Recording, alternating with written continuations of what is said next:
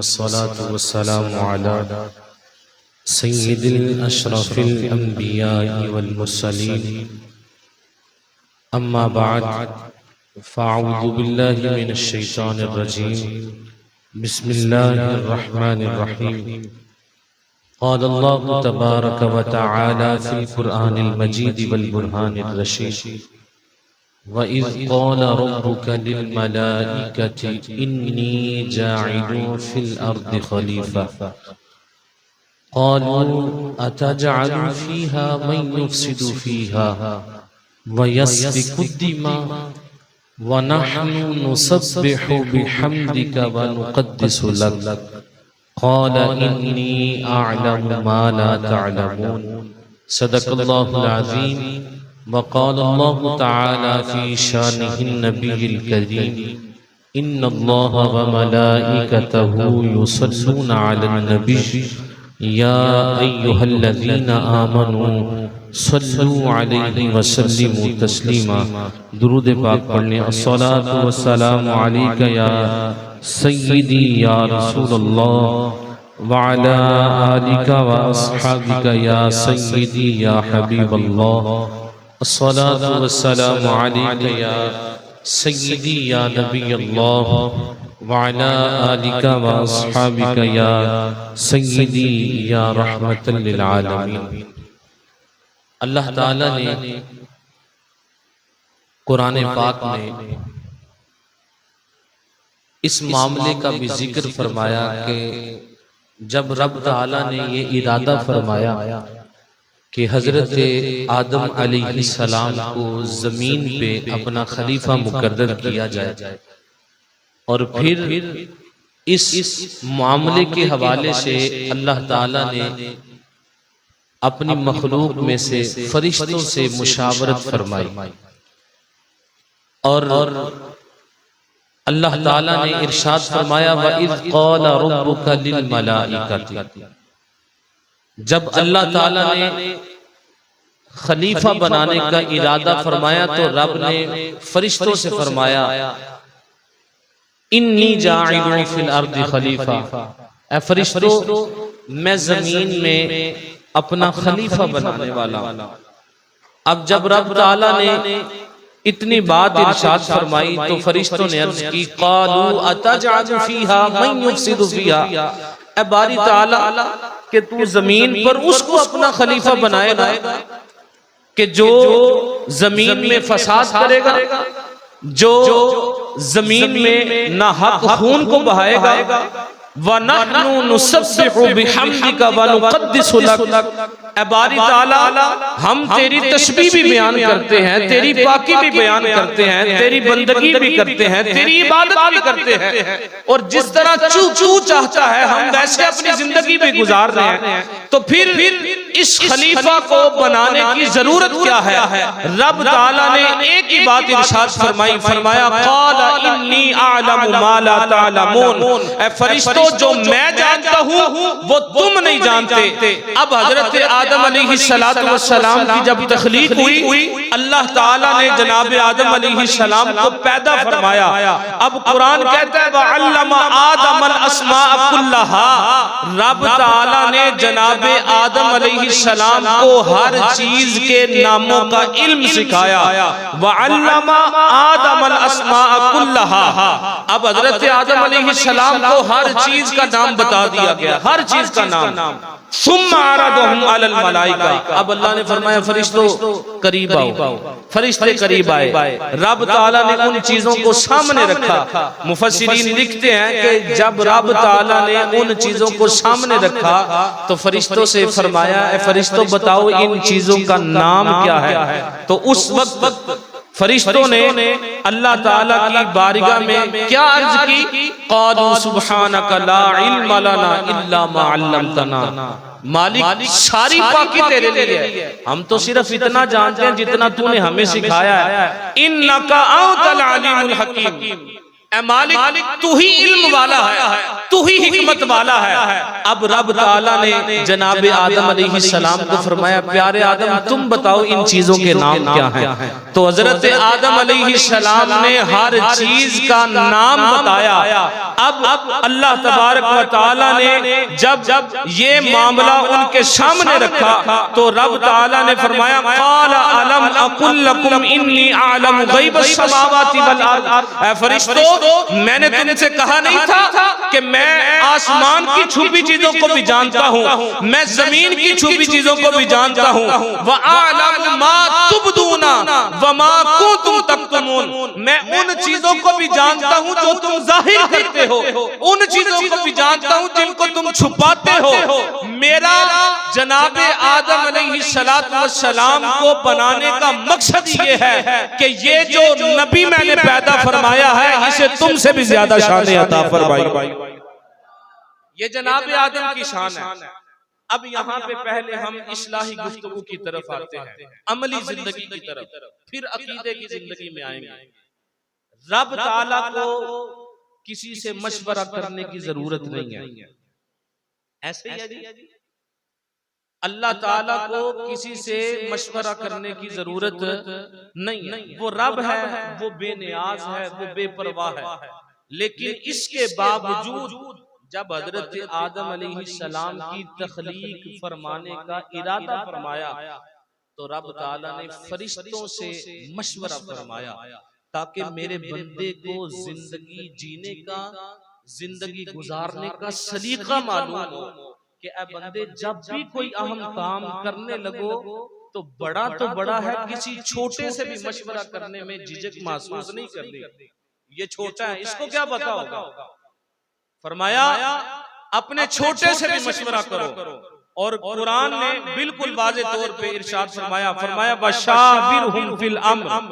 अल्लाह ताला ने मदीने वाले को हुक्म दिया, सोनिया जब कोई काम करने लगे तो अपने गुलामों से मशवरा फरमा, अपने गुलामों से। आप सूरह शूरा की तिलावत फरमाए, अल्लाह ताला ने इरशाद फरमाया व अम्रुहुम शूरा बैनहुम, उनका काम तो आपस में मशवरे के साथ होता है। और फिर आज हमें शर्म आती है, आज हम समझते हैं ये छोटा है, एनू केड़ी गल दा पता हुंदा है, ये कौन हुंदा है, ਅਸੀਂ ਇਹਦੇ ਨਾਲ मशवरा करांगे, हुण बाला नाल मशवरा करांगे। ये इस सोच को खत्म करें, इस सोच को खत्म करें। मेरे आका करीम अलैहिस्सलातु वस्सलाम ने जिस दीन की हमें तबलीग फरमाई है वहां पे वकार वाला, इज्जत वाला वही है जिसका तकवा ज्यादा है, जिसकी परहेजगारी ज्यादा है। मेरे हुजूर अलैहिस्सलाम पे नाजिल होने वाला कुरान इस बात का शाहिद है। फरमाया इन्ना अक्रमकुम इंदल्लाहि अत्काकुम, किसी बड़े का मकाम नहीं है, किसी छोटे का मकाम नहीं है। हाँ, मकाम उसका है जो मुत्तकी है, जो परहेजगार है। अल्लाह ने इज्जत उसे अता फरमाई है जो मुस्तफा की सीरत के मुताबिक अपनी जिंदगी गुजारा। मदीने वाले का फरमान नहीं है, हुजूर ने फरमाया किसी गोरे को किसी काले पे फजीलत हासिल नहीं, किसी अरबी को किसी अजमी पे फजीलत हासिल नहीं है। हाँ, फजीलत वाला वो है जिसे रब ने तकवे की दौलत अता फरमाई है। खुदारा आप बड़े हैं, और बड़ों का काम होता है सामने वाले को ये फील करवाना कि तुम छोटे नहीं। वो कैसा बड़ा है कि जिसके सामने छोटा बैठ के अपने आप को छोटा समझे ना। बड़े तब है जब आपके पास कोई छोटा भी बैठा हो तो वो भी समझे हाँ मैं किसी बड़े के पास बैठा हूं, वो अपने आप को बड़ा समझे, तब आप बड़े हैं। अगर आपके पास बैठ के कोई अपने आप को कमजोर समझ रहा है तो फिर मेरा आपसे सवाल है, क्या आप बड़े हैं? क्या आपका कोई मकाम है? क्या आपका कोई मर्तबा है? मेरे करीम आका अलैहिस्सलातु वस्सलाम की हदीस पाक है, कभी भी मशवरा करने में झिझक महसूस ना करें, शर्मिंदगी महसूस ना करें, हिचकिचाहट महसूस ना करें। हुजूर अलैहिस्सलाम ने इरशाद फरमाया, हजरत अनस बिन मालिक रज़ियल्लाहु ताला अन्हु इस हदीस पाक के रावी हैं, मौजमुल औसत की ये हदीस पाक है। मेरे हुजूर अलैहिस्सलाम ने इरशाद फरमाया, जिस बंदे ने किसी काम को करने से पहले इस्तिखारा किया वो कभी भी नामुराद नहीं होगा, कभी भी नामुराद नहीं होगा। और मेरे हुजूर अलैहिस्सलाम ने फरमाया, जिस बंदे ने किसी काम को करने से पहले मशवरा किया उसे कभी भी शर्मिंदगी का सामना नहीं करना पड़ेगा। घाटा भी हो गया ना, खसारा भी हो गया, तो बंदा कल को कह सकता है यार मैंने कौन सा अपनी मर्जी से शुरू किया था, आप लोगों से भी तो मशवरा किया था। तो इसलिए मशवरे का तरीका ये हमें रब ताला ने खुद सिखाया है। अब बंदे मुझे जरूरत नहीं है मशवरे की, लेकिन तेरी तरबियत के लिए देख मैंने अपने फरिश्तों से भी मशवरा फरमाया है, मेरे महबूब ने अपने गुलामों से भी मशवरा फरमाया है। इसलिए जब भी कोई अहम काम करें, आज की इस गुफ्तगू का एक अजीम पहलू, एक अजीम पॉइंट जो है वो ये है कि मशवरे की हमारी जिंदगी में बड़ी अहमियत है। हम जगह बजगह शर्मिंदगी का, नदामत का सामना इस वजह से करते हैं कि उसमें सिर्फ हमारी मर्जी होती है, दूसरे की मर्जी नहीं होती, दूसरे से मशवरा नहीं होता।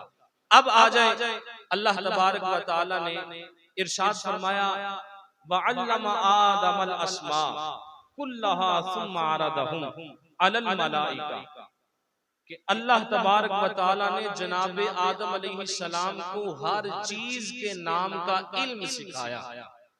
आज हम भी इल्म सीखने के लिए बैठे हैं ना कि या अल्लाह हमें भी इस कुरान पाक की समझ की कुछ खैरात नसीब हो जाए, हमारी इस मोटी अकल के अंदर भी मदीने वाले के फरमान में से कुछ बैठ जाए। तो फिर मदीने वाले ने फरमाया, आओ मेरे गुलाम, आज दुनिया दीगर कामों में मसरूफ है, तुम अपनी मसरूफियत छोड़ के मस्जिद में बैठ के कुरान सीख रहे हो, मेरा फरमान सुन रहे हो, इल्म दीन सीख रहे हो, तो फिर आओ सुनो। मदीने वाले ने फरमाया, इब्ने माजा की हदीस पाक है, हुजूर अलैहिस्सलातु वस्सलाम ने इरशाद फरमाया तुम्हारा इस हाल के अंदर सुबह करना, तुम्हारा इस हाल के अंदर सुबह करना कि तुमने कुरान पाक की एक आयत सीखी है। कितनी आयतें सीखी है? एक आयत। हम यहाँ पे बैठ के रोजाना माशाअल्लाह कितनी आयतें सीखते हैं, लेकिन जिसने एक सीखी है सोनिया उसको क्या मिलेगा? फरमाया अल्लाह ताला उसे 100 रकत नफल पढ़ने से भी बहुत सवाब अता फरमाएगा। अब सोचे ना यार, जिंदगी कहाँ बसर हो रही है, 2 दिन बैठते हैं फिर दिल में आता है चल आज छुट्टी कर लेते हैं। एक आयत सीखने का इतना सवाब है, यहाँ पे हम चंद मिनटों में पता नहीं कितनी आयतें सीख लेते हैं और उसका तर्जमा भी सीख लेते हैं, उसकी तफसीर भी समाप्त कर लेते हैं। और फिर ये तो एक आयत है सोनिया, अगर कोई इल्म का एक बाब सीखे, मदीने वाले ने फरमाया कि तुम्हारा इस हाल में सुबह करना कि तुमने इल्म का एक बाब सीखा हो, तो अल्लाह तबारक व तआला तुम्हें 1000 नफल पढ़ने से भी ज्यादा सवाब अता फरमाएगा। अब 1000 रकत नफल पढ़ने हो कितना टाइम लगता है? 1 मिनट में 1 रकत पढ़े तो 1000 मिनट तो हो गया ना। 1000 मिनट में कितने घंटे आ जाते हैं? आप खुद अंदाजा लगाइए। लेकिन यहाँ पे इल्म दीन का सिर्फ एक चैप्टर, एक बाब सीखा है। हुजूर अलैहिस्सलाम ने फरमाया रब तुम्हें 100 रकत नफल पढ़ने से भी ज्यादा सवाब अता। ये नहीं फरमाया 100 रकत जितना, फरमाया ये 100 रकत पढ़ने से भी बेहतर है, 100 रकत पढ़ने से भी बेहतर है। इसलिए अपना मेयार बनाएं, अपनी रूटीन बनाएं। ये चंद लम्हे, चंद मिनट अपनी जिंदगी के लिए खुदारा वक्फ करें, अपनी आखिरत के लिए वक्फ करें। जिंदगी को संवारने के लिए हम 23 घंटे मेहनत करते हैं, भाई कर ले, कोई शिकवा ही नहीं है हमें। नमाज इशा पढ़े ना, उसके बाद 20-25 मिनट 26 मिनट का ये दर्स कुरान होता है, क्या हम इसको अपनी आखिरत के लिए नहीं संवार सकते? क्या इन्वेस्टमेंट है यहाँ पे? कोई फीस नहीं है, कुछ भी नहीं है, आके बैठना है। अल्लाह भला करे हमारे दोस्तों का, हम तो कायदा भी आपको खुद पेश करते हैं, सिपारा भी खुद पेश करते हैं, आपने सिर्फ बैठना है, आपको कोई फट्टी रखने की भी जरूरत नहीं है, आपको कोई कायदा उठाने की भी जरूरत नहीं है। अब बताएं कि और कितनी मोहब्बत से मदीने वाले की बात सिखाई जाए और कितनी मोहब्बत से आपके सामने मदीने वाले का दीन पेश किया जाए।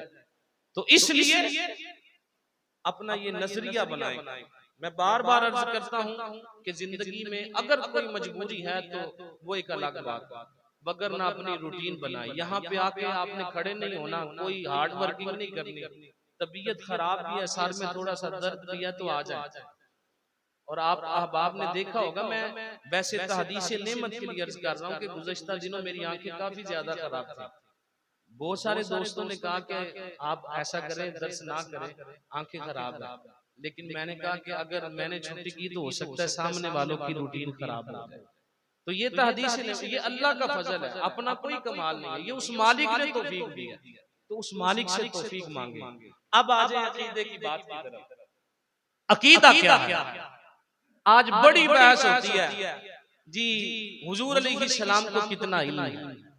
पैमाने तराजू आ गए। जनाब आदम अलैहिस्सलाम की बारी आई, अल्लाह ने फरमाया वअल्लमा आदमल अस्माअ कुल्लहा। ऐ प्यारे आदम, अल्लाह ताला ने आपको हर चीज के नामों का इल्म अता फरमाया है। हर चीज के नामों का इल्म अता फरमाया है। जब मदीने वाले की बारी आई तो फिर अंदाज ये नहीं है, फिर सिर्फ चीजों का नाम नहीं है। रब ताला ने फरमाया वअल्लमका मा लम तकुन तालम। सोनिया, जो कुछ आप नहीं थे जानते कायनात में, वो चाहे उस चीज का ताल्लुक आसमान से हो या जमीन से हो या तहत सरा से हो, अल्लाह ने हर चीज का इल्म अपने मदीने वाले को अता फरमा दिया।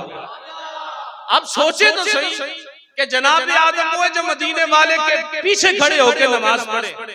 जनाब आदम वो है जो मुस्तफा जाने रहमत सल्लल्लाहु अलैहि वसल्लम की गुलामी पे नाज करे। उनको हर चीज के नामों का इल्म है, तो फिर क्या कहते हैं रब ने मदीने वाले को कैसा इल्म अता फरमाया होगा। तो मत सोचे, मत ऐसे लोगों की बातें सुने कि जो तराजू और पैमाने लेके बैठे हैं, जो माज़अल्लाह ये कहते हैं कि फुला तो शायद कोई नहीं, फुला तो शायद कोई नहीं। खुदा की कसम है, ऐसे लोगों की तरफ मुंह करके कहा करेंगे, ये बात उनसे कहा करें कि कोई यार दी गल सुना मुल्ला, ना लंबे पैंडे पा मुल्ला। कोई यार दी गल सुना मुल्ला, ना लंबे पैंडे पा मुल्ला, ना इल्मा विच फसा मुल्ला, बस यार दी गल सुना मुल्ला। सोने की बात सुने और फिर कहें जो हमारे बुजुर्गों ने कहा है कि दर्द होवे ते हाय निकले, दर्द होवे ते हाय निकले, कोई कोई रहंदा जर के आ सोने दियां गल्लां करिए मुंह गैरा मल कर। हाँ ना माने भाई, हमने तो तुम्हें मुल्ला भी इसलिए माना था कि तुमने हमें अल्लाह की बात बताई थी। हमने तुम्हें मौलवी इसलिए माना था कि तुमने हमें मदीने वाले की मोहब्बत का दर्स दिया था।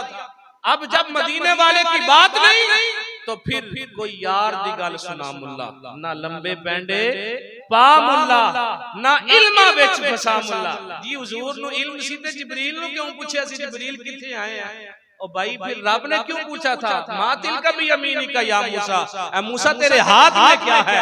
ओए भाई बात दफा सवाल इसलिए होता है कि ये जाना जाए सामने वाले को भी इस चीज का इल्म है या नहीं है। लोग कहते हैं मेराज की रात हुजूर गए, हुजूर अलैहिस्सलाम ने जिब्रील से पूछा जिब्रील ये क्या है? हुजूर अलैहिस्सलाम ने पूछा जिब्रील वो क्या है? ये वो अगर हुजूर को इल्म होता तो हुजूर उनसे पूछते।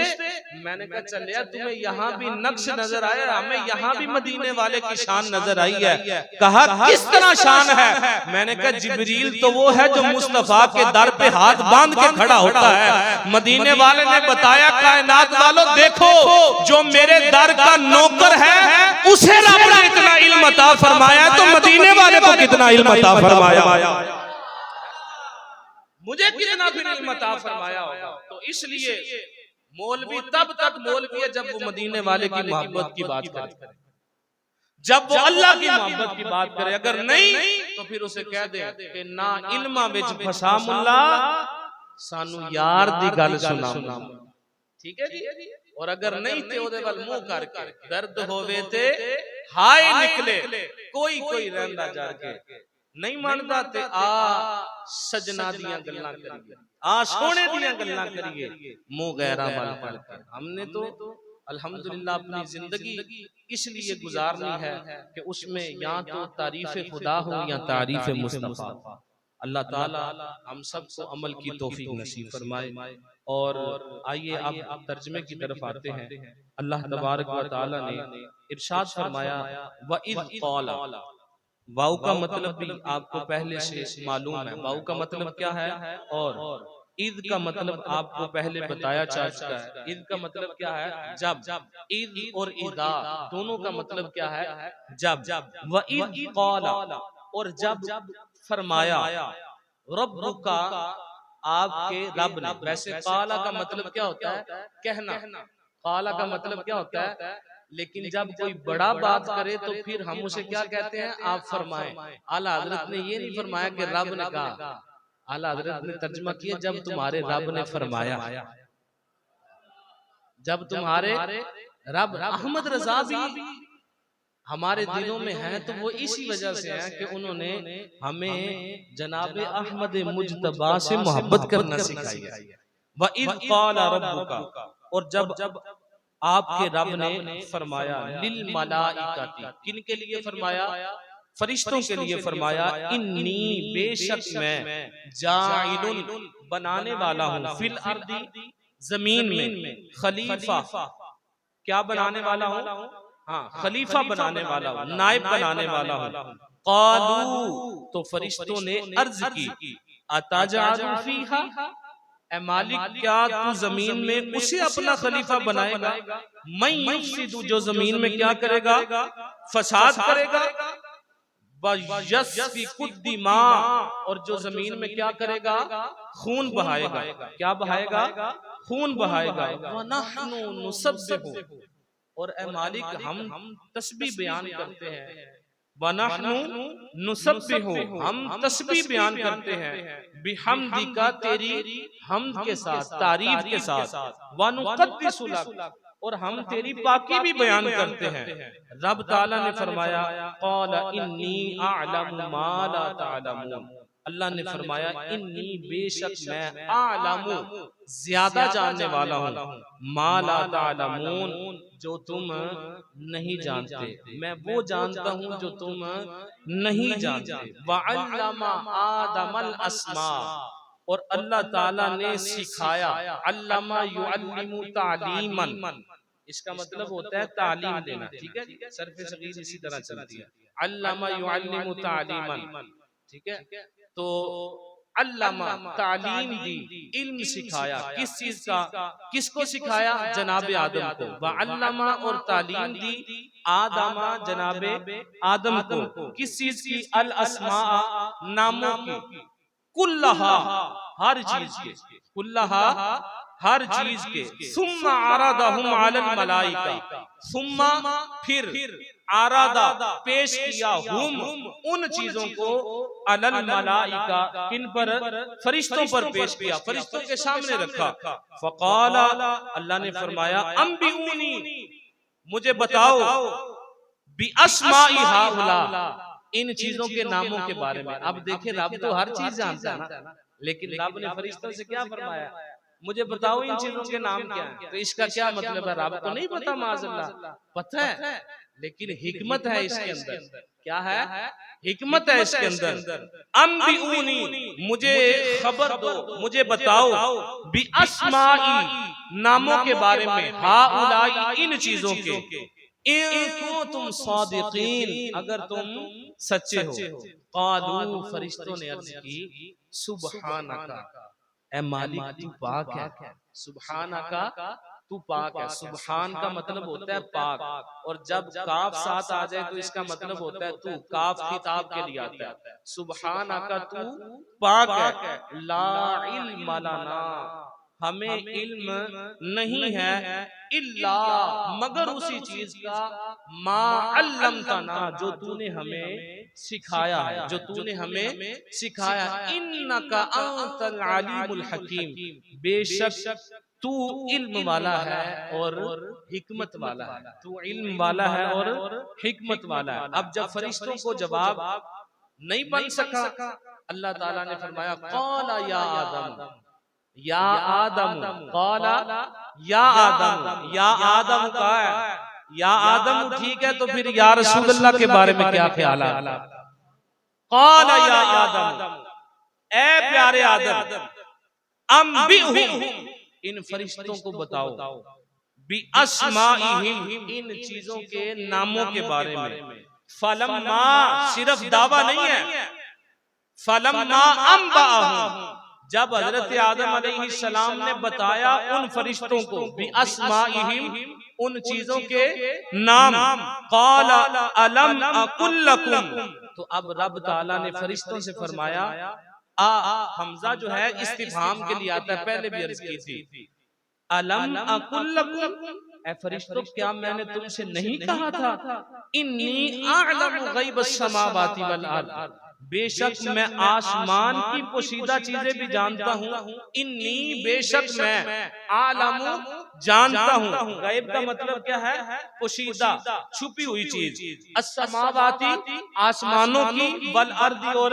जमीन की, बेशक मैं आसमानों की और जमीनों की छुपी हुई चीजों को जानता हूँ, वह आलमु, और मैं जानता हूँ, मा तुबदूना, जो तुम जाहिर करते हो, बमा कुंतुम तक्तुमून, जो तुम छुपाते हो तुम्हारा रब उसे भी जानने वाला है, तुम्हारा रब उसे भी जानने वाला है। तो ये आज तक का हमारा सबक था। अल्लाह ताला हमें सिराते मुस्तकीम अता फरमाए। और नमाज के फराइज के हवाले से हमने कुछ फराइज सीखे थे। 7 नमाज के फराइज थे, तकबीर तहरीमा, क़ियाम, किरात, रुकू। इसके हवाले से मुख्तसरन हमने तफसील को समाअत किया था।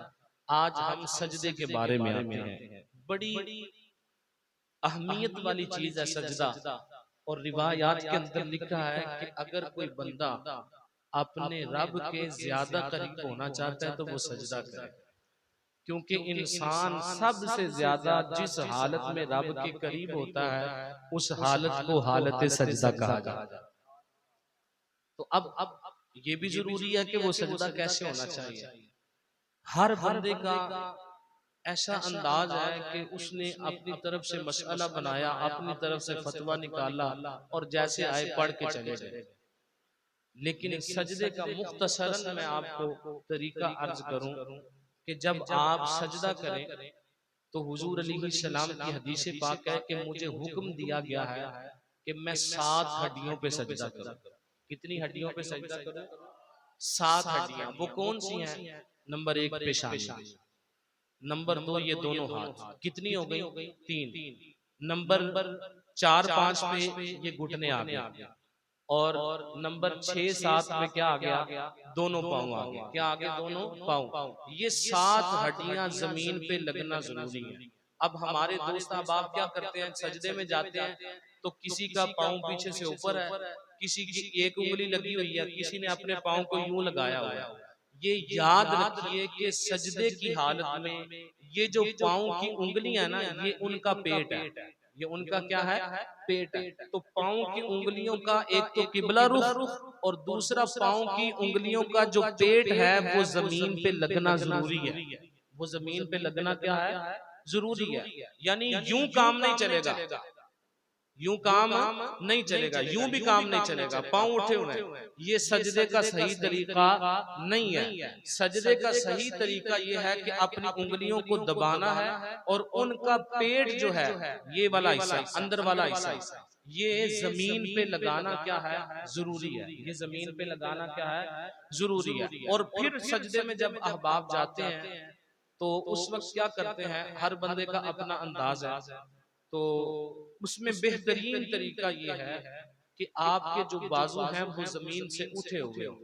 आपके बाजू जो है वो जमीन से उठे हुए हो। बकायदा इसका हदीस पाक और रिवायात में मौजूद है। मदीने वाले आका सल्लल्लाहु अलैहि वसल्लम ने फरमाया कि नमाज में अपने बाजू कुत्ते के बाजू की तरह ना बिछाओ। अब लोग क्या करते हैं, सजदे में जाते हैं दोनों बाजू जमीन पे लगा लेते हैं। जमीन पे नहीं लगाने, बल्कि जमीन से उठे हुए होना क्या है? जरूरी है। अब इसमें बेहतर ये है, अफसर ये है कि जब आप तन्हा नमाज पढ़ रहे हो, सफ के अंदर ना हो, तो आप अपने बाजुओं को यूं खोल लें।